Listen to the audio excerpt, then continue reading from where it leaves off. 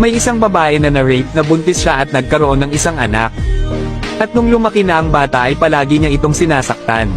Kahit konting galaw ng bata ay sinasaktan niya agad ito.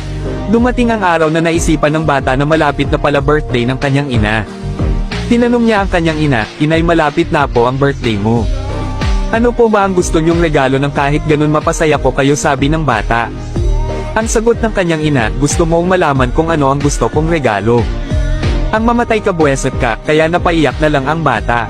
At nang dumating na ang kaarawan ng kanyang ina, hinanap nito ang kanyang anak dahil hindi niya nakita. Puno sa galit ang kanyang ina, sigaw dito, sigaw doon. At nung pagpasok ng kanyang ina sa kwarto ay doon niya natagpuan ang kanyang anak na nakabitin at nakatali. Biglang napaluhod ang kanyang ina. At nakita niya ang papel na may sulat sa paa ng bata, "Inay, happy birthday po. Tinupad ko po yung gusto nyo sa kaarawan nyo. Para naman kahit minsan ay mapapasaya ko kayo, tandaan nyo po, Inay. Mahal na mahal kita." Grabe! Grabe, sakit nun. Grabe, kwento na to ah.